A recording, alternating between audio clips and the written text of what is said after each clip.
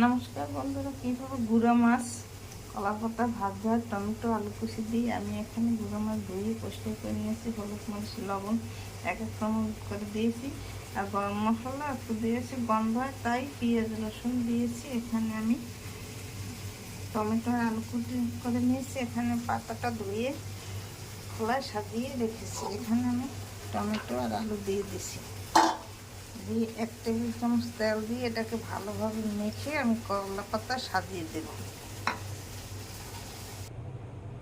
আমি মেখে ভালো করে সাজিয়ে গাবলা ধুয়ে সামান্য একটু জল দিয়েছি, চুলে ধরে দিয়েছি। এখন ঢাকনা দিয়ে ঢেকে দেব, কম আঁচে ভাজতে হবে।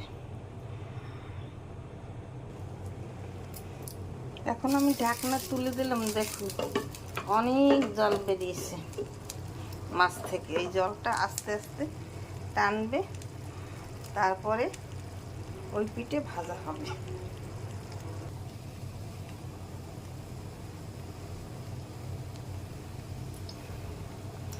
এই যে মাছ ভাজার জল টেনে গেছে, এখন এই পিঠে দাগ লেগে গেছে, এখন তুলে নেব।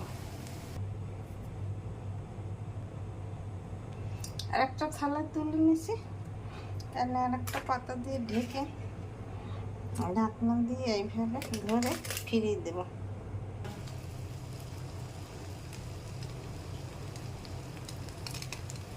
আর একটা পাতায় থালায় তুলে এই যে পাতায় ফিরিয়ে দিয়েছি। এখন একটু ঘুরি ঘুরি তেল দিতে হবে, একটু সময় পরেই তুলে নেব। আমার মাছ ভাজা তৈরি হয়ে গেছে। এইভাবে টমেটো আলু কুচি দিয়ে মশলা দিয়ে তারপর গুঁড়ো মাছ পাতায় ভেজে খেয়ে দেখবেন, দুর্দান্ত স্বাদ হয়, মুখে লেগে থাকার মতো। এরকম আপনারা রান্না করে বা ভাজে খেয়ে আমাকে কমেন্ট করে জানাবেন কী স্বাদ হয়েছে। দেখুন দেখতে কত সুন্দর আছে, খেতে খুব দুর্দান্ত টেস্ট লাগবে। আমার চ্যানেলটিকে লাইক কমেন্ট শেয়ার করে পাশে থাকুন। ধন্যবাদ।